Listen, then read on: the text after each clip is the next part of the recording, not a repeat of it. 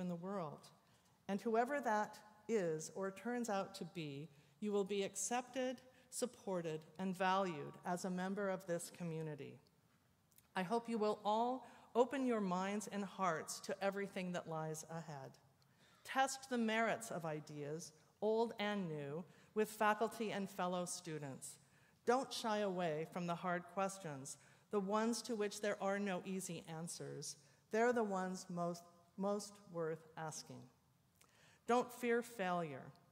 There's no better or more powerful way to learn some of life's most important lessons. Build bridges and make connections with people of various backgrounds and beliefs. And get to know at least one faculty member outside of class this year. Don't be shy about showing up for office hours just to talk. These relationships matter. It is now my honor to introduce this year's president of the Day Student Body, Brandon Williams. In his first year at Augsburg, Brandon played football and basketball and quickly assumed leadership roles in various campus activities. He helped establish the Augsburg Law and Politics Society, and he has served on day student government as a head justice and senator.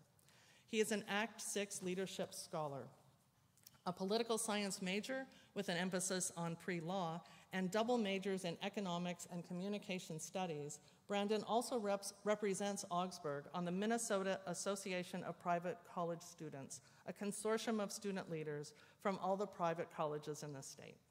Please join me in welcoming to the podium Day Student Body President Brandon Williams.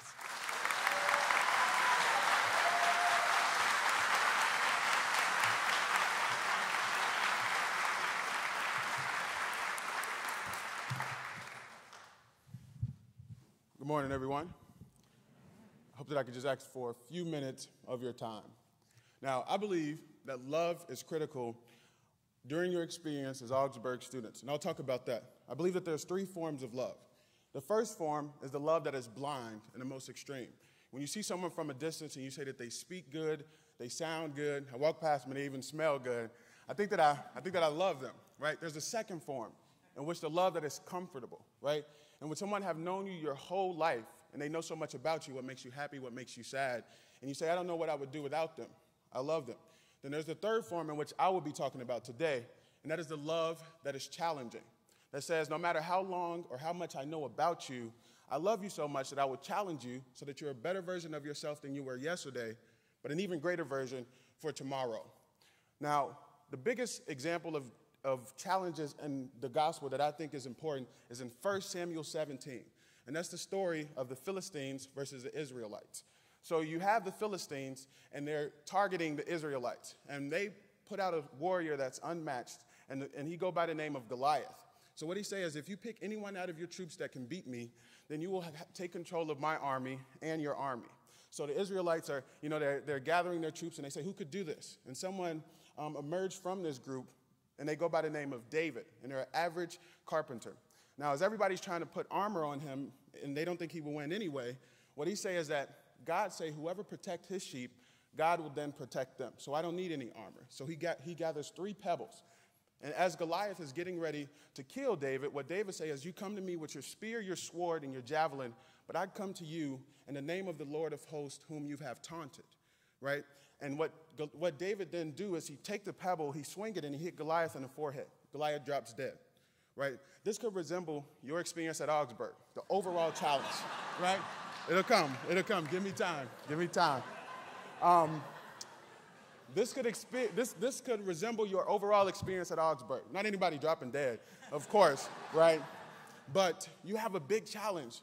You are to grow relationships and graduate in 4 years with people that cross different political, religious, social, socioeconomic, sexual-oriented, different type of experiences than you, right? And we want you to be successful on that path. But the small challenge that David had to execute was standing firm within himself, standing firm in his belief with God that he could execute and perform at the time that he was supposed to. So what I challenge you all to do is to execute those small things on a daily basis, eating healthy, exercising, cutting off relationships that might be detriment to you, doing your homework, having conversations with people that you haven't met or that you've never known before or that you wouldn't even imagine to have a conversation with.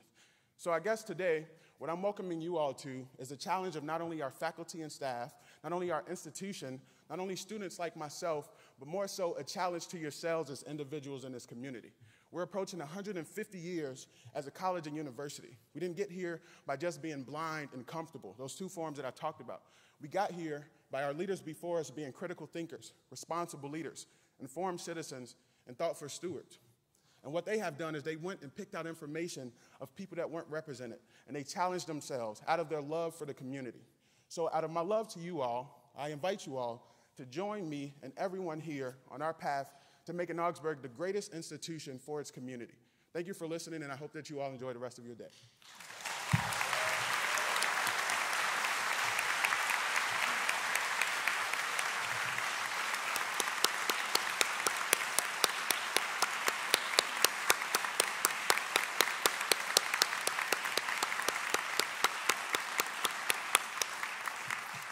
Thank you, Brandon, for sharing those words with us. You can see that Brandon has a most promising future ahead.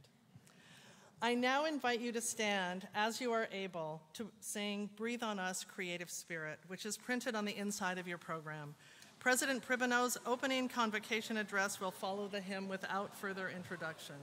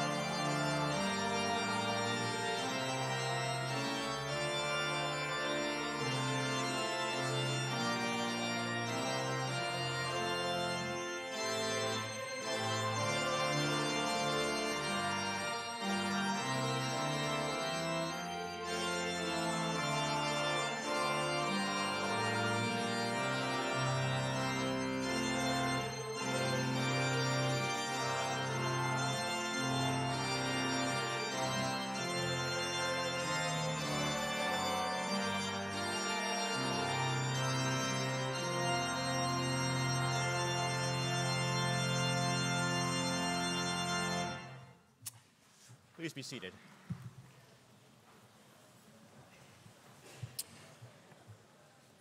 Good morning, everyone. Great to be here with you. I want to say that I could just say ditto to what Provost Kaivola and Brandon have already said to you, but I'm on the program, so I'm going to offer a few more words. This is Augsburg's 150th academic year, and you are the class of 2022, a class that will help us celebrate this remarkable anniversary beginning next fall. 150 years is a long time, and much has changed in the world and at Augsburg during those many years. Change happens, as it always has. But I also want you to know that there are things that have not changed for this institution because they are at the heart of our identity and values and mission. You will receive the highest quality education we can offer in partnership with each other and this remarkable faculty. You will be challenged by ideas and experiences and relationships new to you, because that is what it means to be educated. You will meet friends and peers for life. Here they are. You will be equipped for democratic citizenship, because the world needs you. And here then is what is required of you, as it has been for generations of Augies who have graced this campus as you do now. Here is what you must do to fully embrace all that lies ahead in your Augsburg education. If you know your Hebrew Bible, and if you don't worry, Religion 100 will help. You will recognize the allusion in my title this morning to the well-known passage from the Old Testament prophet Micah, 6th chapter, verse 8. He has showed you, O man, O woman, what is good. And what does the Lord require of you?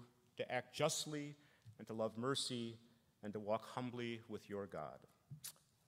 And if I was smart, I might leave it right there, because if each of us were to behave as Micah claims the Lord requires, all would be well with the world. Justice, mercy, and humility set a high bar for God's faithful people. But the theological claim embedded in Micah's prophetic words is not mine to negotiate for you. The links between your faith, your relationship with the divine, and how you live in the world are for you to explore and work out. We will provide a rich and challenging context for you to do just that, but we do not pretend to know how you will make sense of what the Lord requires of you. On the other hand, there are some things we can and do require of you, and that is the simple message I want to share with you this morning as you commence your Augsburg education. And maybe, just maybe, if you do what we require of you, you will find a pathway to understand what the Lord requires of you. That would be the bold claim at the heart of our education for vocation in the world, that how and what you learn here, that those who you meet and engage here, that what you find out here about yourself and your various gifts will offer you a clearer idea of what it is that you are called to do and be in the world. Especially at the beginning of this academic year, at a time fraught with social and political division and fear, I want to say a bit about the place and space in which you will pursue what is required of you. You come to college at a time when many are questioning whether or not our democracy will survive. Throughout the past years, our city, country, and world have been torn apart by violence fueled by all sorts of isms, racism, nationalism, fundamentalism. During your lifetimes, our economic lives have been marked by a growing gap between those who have and those who have not, a gap that threatens to unravel the social fabric of our communities. In the midst of all this volatility, you come to this community, Augsburg University, an institution that at its very core believes in democracy, not simply as a political system, but as an ethic, a way of life. And this democratic ethic means that you become members of a teaching and learning community, students, faculty, staff, and partners that believes that there are clear parameters for our lives together in classrooms, residence halls, playing fields, in this chapel, and everywhere we navigate daily life. There is, in other words, what Yale law professor Stephen Carter has called an etiquette of democracy, rules you must follow if we are to live and work and study in ways that live out our mission as a college. We have always believed that a college education is about challenging ourselves with new ways of thinking, provocative questions, mind-stretching inquiry and conversations, pursuing knowledge and wisdom with abandon. And that is deeply intense and sometimes emotional work. The commitment to our academic vocation, critical thinking, openness to other perspectives and experiences, having your mind changed and your life transformed, may be even more difficult in the midst of our social disruptions. It can be frightening to learn new things, It can make us angry to be challenged by provocative ideas and experiences. It can be threatening to risk our social identities in the midst of those who do not share our paths in the world. And for all these reasons, the etiquette of our lives together has perhaps never been more important for the well-being of our common lives here at Augsburg. Professor Carter suggests a few rules, and I quote, 1, our duty to be civil toward others does not depend on whether we like them or not. Or 2, civility requires that we sacrifice for strangers, not just for people we know. Or again, we must come into the presence of our fellow human beings with a sense of awe and gratitude. Or finally, civility allows criticism of others and sometimes even requires it, but the criticism should always be civil. All important markers of our lives together. Perhaps I could suggest an even more personal and simple rule. Let us be generous and gentle with each other, perhaps with a portion of forgiveness and grace, not so that freedoms are abridged or opinions squashed. College is not meant to be a safe place for your minds. You will find here provocative, even troubling ideas, but so that we might pursue our teaching and learning in ways that advance our mission and our democracy. Gentle and generous, the etiquette of democracy, a claim upon all of us in this place we call Augsburg University. In this context, then, what is it that we require of you, our newest colleagues? First, show up. The first requirement is really pretty fundamental, and you've already begun to live up to it. You are here on campus, engaged in your orientation at this opening convocation, about to begin your college classes. But as the coming days pass, you will be tempted by many distractions and late nights and other obligations to not show up, to miss a class or a meeting, to say that it doesn't matter whether you attend every class session. I know this tendency. I lived it myself, making up elaborate excuses for why I could skip every 7th class session and no one would notice. And we might not notice every time, but you will notice, whether you fully get it now or not, that it is a slippery slope not to show up. Statistics show that skipping even one class session has an impact on whether or not first-year college students stay in school, let alone graduate, or perhaps more importantly, whether or not they learn something. But of course, this is not simply about showing up for class.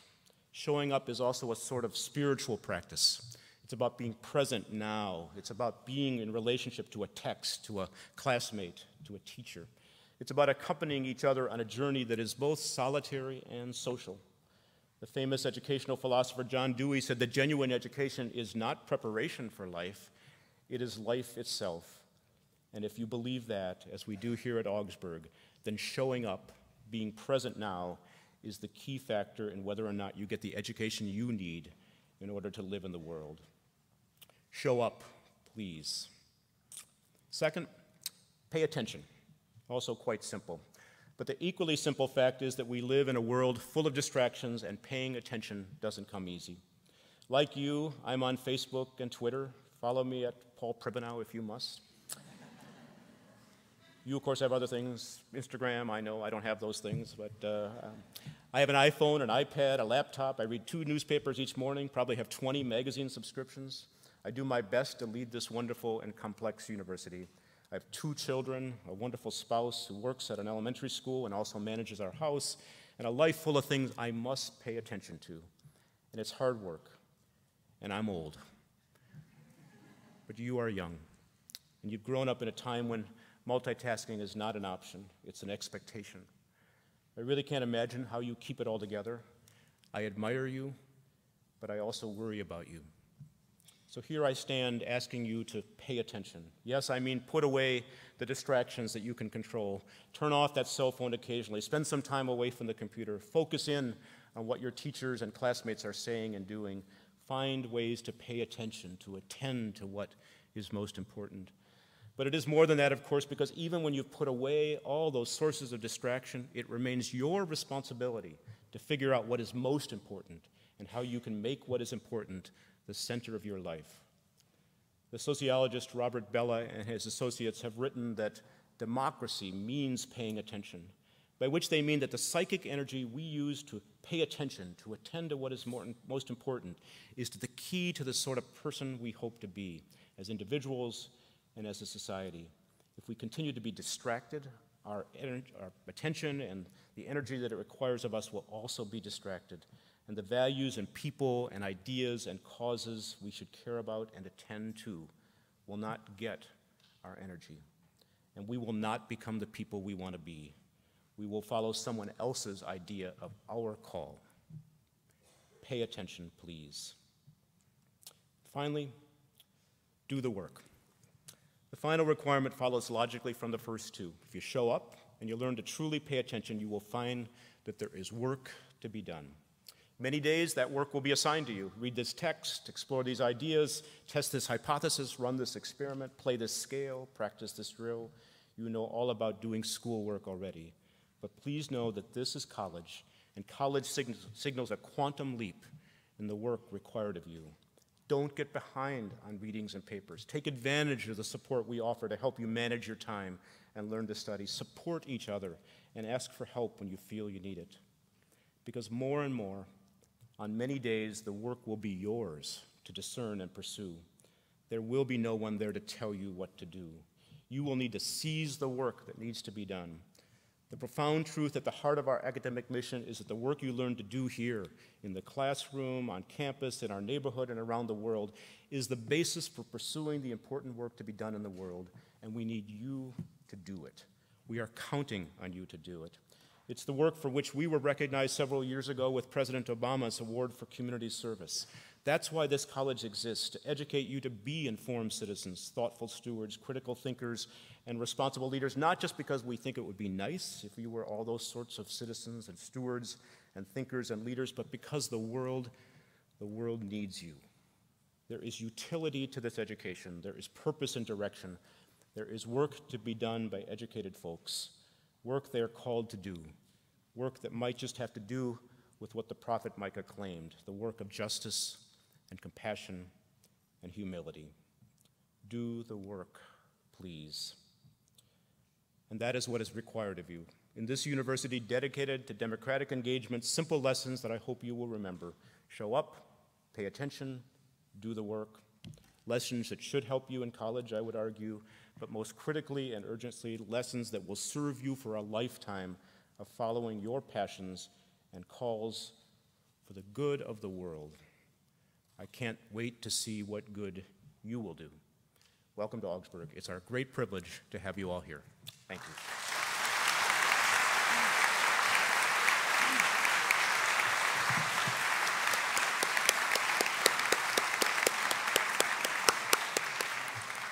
Thank you, President Pribenow, for those wise and inspiring words. It is now my privilege to introduce Dr. Dallas Little, Professor of English and the 2018 recipient of the Distinguished Contributions Award for Excellence in Teaching.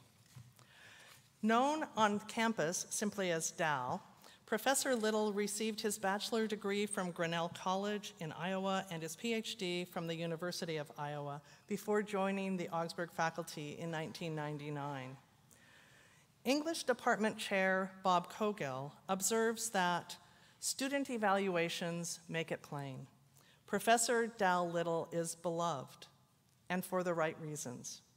He challenges his students, demands the most from them, commits to them, and they respond.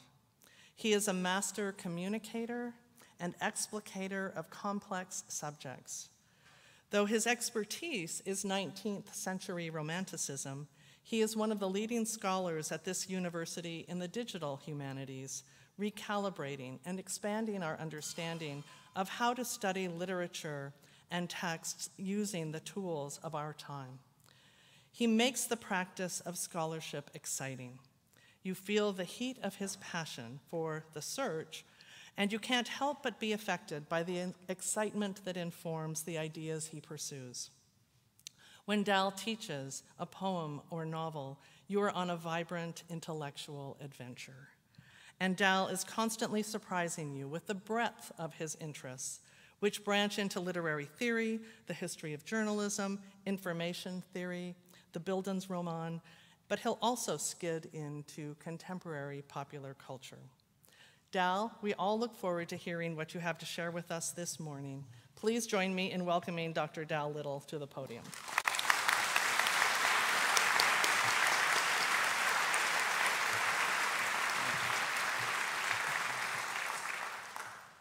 Looking good, class of 2022. I like the t-shirts a lot. You may have noticed my colleagues and I are dressed differently, in robes that seem to owe a lot to Harry Potter's Hogwarts professors, a little to the Jedi Knights, and just a bit to Batman.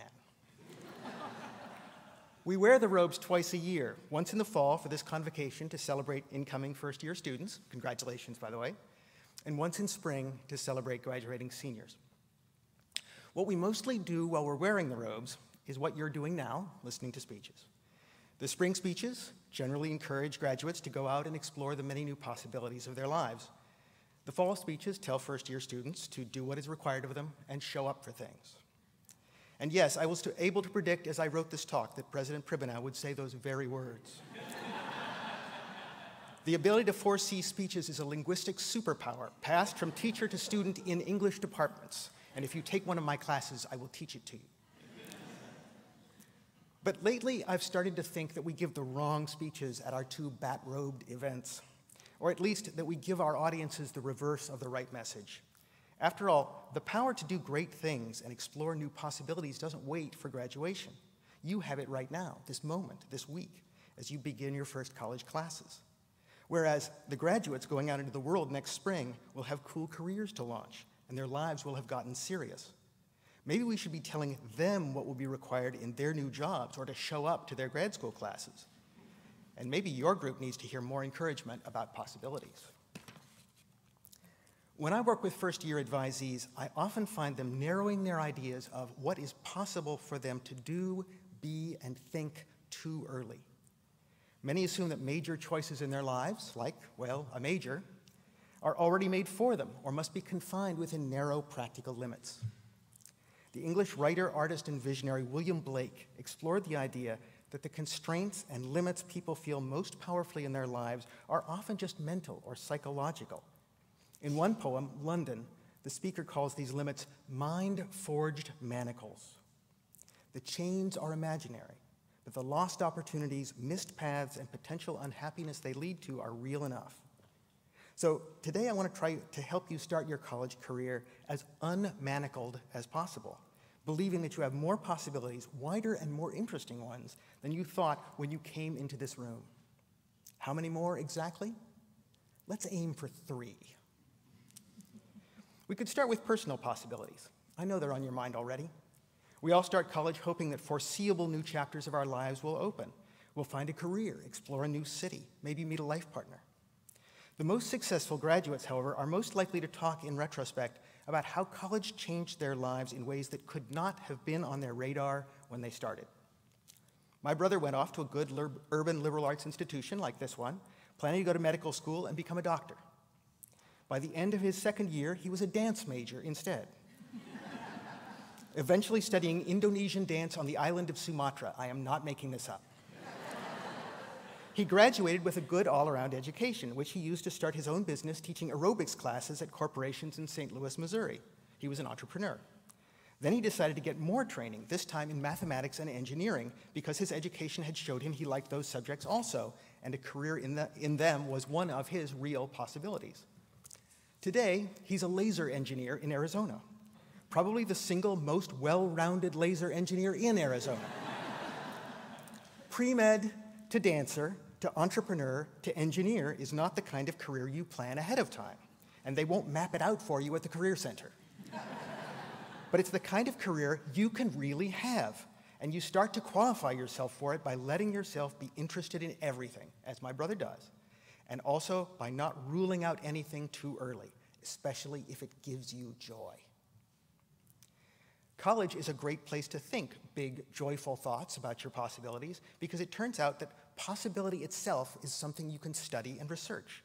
There are incredibly interesting theories of possibility and probability, and the men and women to my left wearing Hogwarts Jedi Batman robes, who will be teaching your classes for the next few years, know pretty much all the good ones. Mathematics and statistics professors can teach you probability theory, how to figure out real odds and possible outcomes literally by the numbers. Psychology professors can help you understand how processes in the brain lead most people to estimate risk incorrectly, fearing the wrong things and trusting the wrong things. Language, religion, philosophy, and sociology professors can show you the amazing range of possible ways human beings have figured out to organize cultures, right? Societies, and belief systems. Physics professors can help you grapple with the mind-bending idea that the universe itself is structured by possibility, that all potential outcomes, even for matter and energy, remain possible and in play until someone observes or something interacts with them. And English professors can guide you to novelists and poets who have captured in words the incredible range of human potential and experience, and to visionary artists such as Blake, who have explored deeply how human beings chain or free their own minds. There's another benefit to learning about possibility.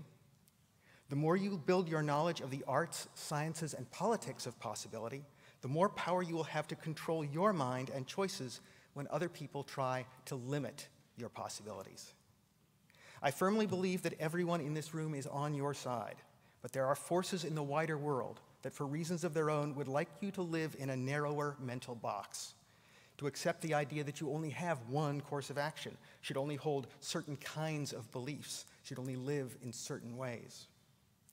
If William Blake thought we forge our own manacles, the novelist George Eliot, in one of the greatest novels ever written, Middlemarch, adds, "It is the world that brings the iron."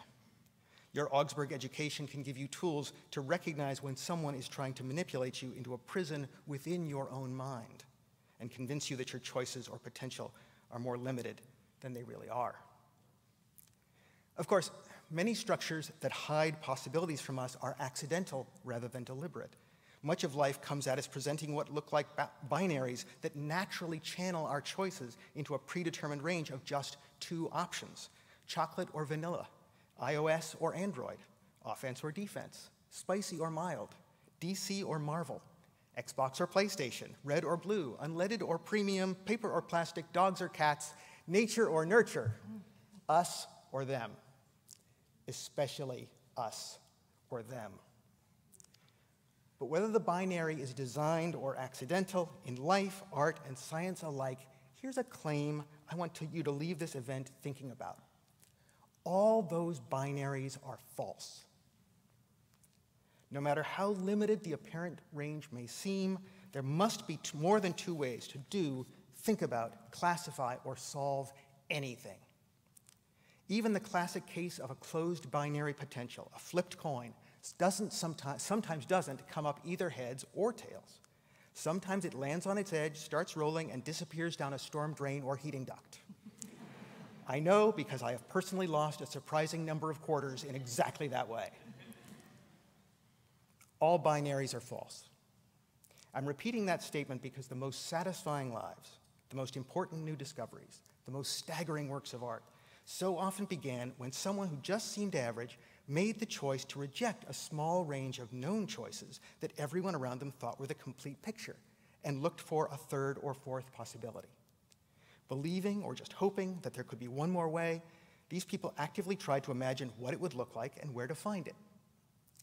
Not long ago, an Augsburg student who started as a film studies major, Brian Crone, got a small summer research grant and used it to try and figure out one more possible use for a catalyst called zirconia.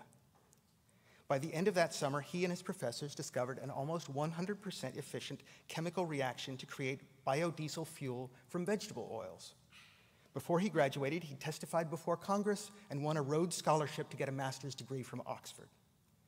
Brian had a pretty good summer. He had it because he started with the assumption that the picture other people accepted must be incomplete, that there was another possibility others had missed. All binaries are false is a kind of statement sometimes called a heuristic.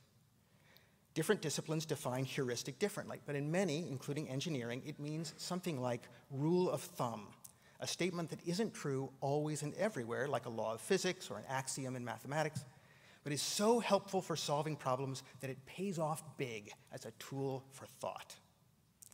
If we start from the assumption, or use the heuristic, that all binaries are false, then whenever the world presents us with what look like two choices, we would mentally reply, well, there must be at least three. What if, starting today, you used that heuristic in your life? What if you stopped believing in just one or two possibilities for anything about yourself and always looked for a third option, road, right, explanation, or outcome? In my family, we make the third possibility a game, nudging ourselves to think more widely. There are never just two options for a dinner, a movie, a weekend outing, always three minimum. My children remember the day I served chicken with every sauce I could make or think of in 7 little dishes in front of each of them, just to roll back the conceptual limits. This Sunday, I got evidence the training is succeeding. A neighbor was complaining that there were only 2 ways out of a marriage, divorce or death. My high school senior daughter added helpfully, "Well, you could fake your death." It was a real third possibility. I was so proud.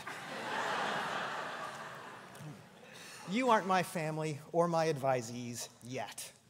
But starting right now, can I challenge you to try my heuristic and not to approach anything if there were just 1 or 2 options? You're bigger than that. The course catalog is definitely bigger than that. Even the salad bar is bigger than that. Right? Begin your mental life as a college student by actively choosing to live in the biggest, most interesting, least manacled world your mind can imagine. And when I see you in class, will you let me know how it's going? Thank you.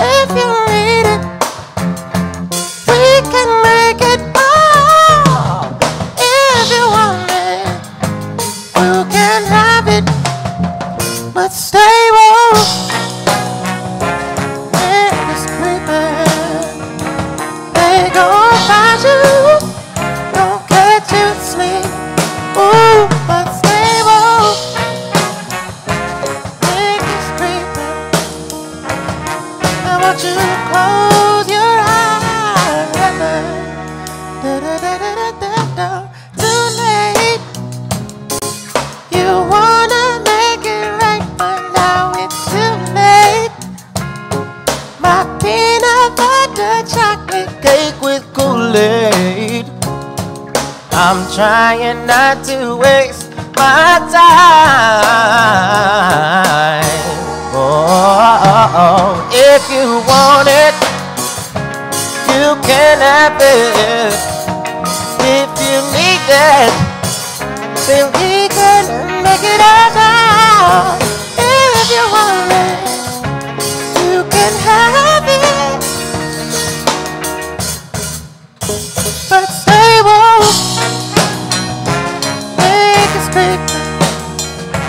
They gon' find you, gon' catch you sleeping, but they won't. Don't you know niggas creeping? They gon' find you.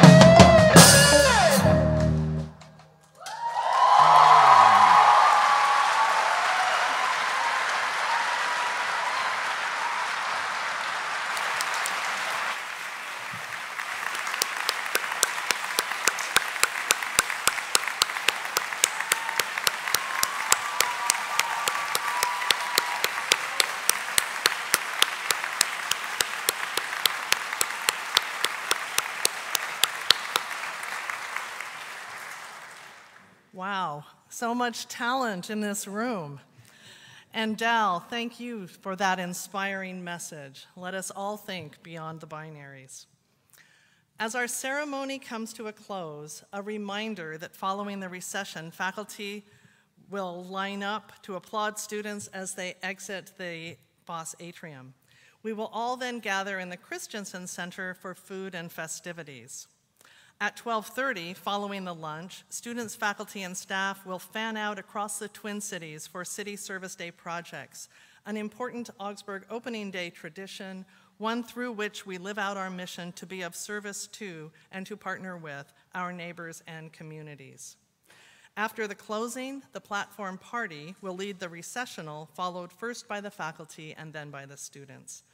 I now invite Associate Pastor David Reitzman and Gabe Gilsmeyer, Vice President of Minnesota Hillel, to come forward to offer closings for today's ceremony.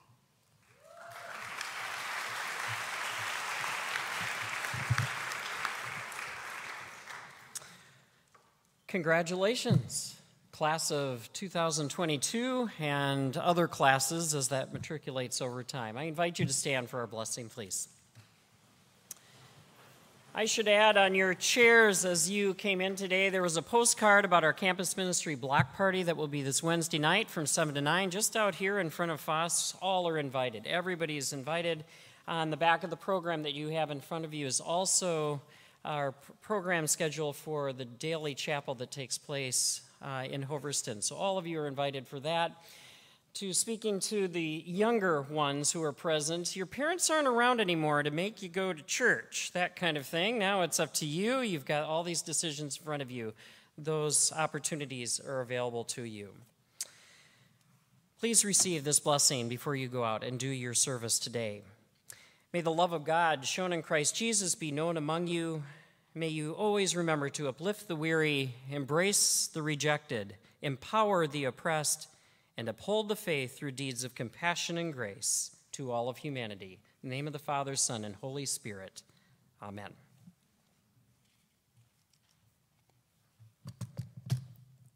Kol ha'olam kulo, geshert same'od v'ha'ikar lo lefached klal. The entire world is a very narrow bridge, and the most important thing to remember is to not be afraid. As the sun sinks and the colors of the day turn, we offer a blessing for the twilight. For twilight is neither day nor night. It is in between. We are all twilight people. We can never be fully labeled or defined. We are many identities and loves, many genders and none. We are in between rules, at the intersection of histories, or between place and place. We are crisscrossed paths of memory and destination, streaks of light and swirled together. We are neither day nor night.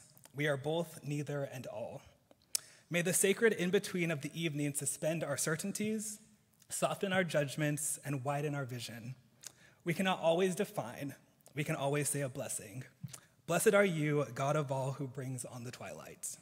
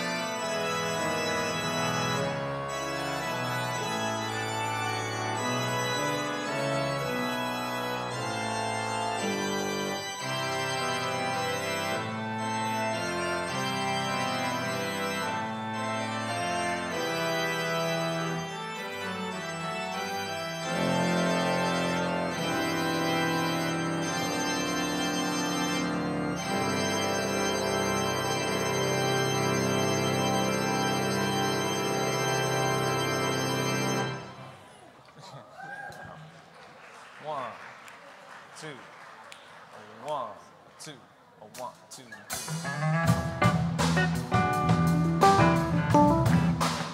Here we go.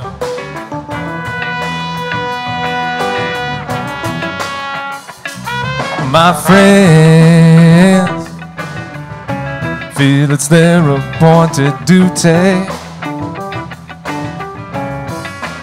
They keep trying to tell me all you wanna do is use me. Yeah, well, my answer, yeah, and all that use me stuff. I said I wanna spread the news that if it feels this good getting used, oh, you just keep on using me until you use me up. Yeah, until you use me up. My brother, he sat me right down and he talked to me. And he told me that I ought not let you just walk on me. And I'm sure he meant well, but when our talk was through, I said, brother, if you only knew, you'd wish that you were in my shoes. You just keep on using me till you use me up. Yeah, until you use me up.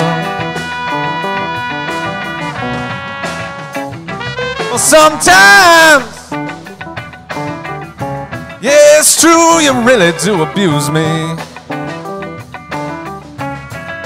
Yeah, you get me in a crowd of high-class people, and then you act real rude to me. Oh, but oh, baby, baby, baby, baby, when you love me, I can't get enough. I said I want to spread the news that if it feels this good getting used, oh, you just keep on using me until you use me up. Yeah, until you use me up.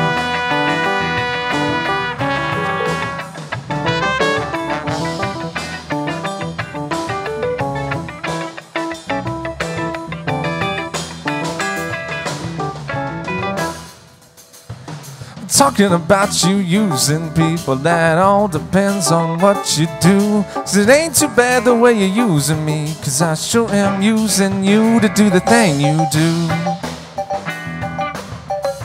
Yeah, to do the thing you do.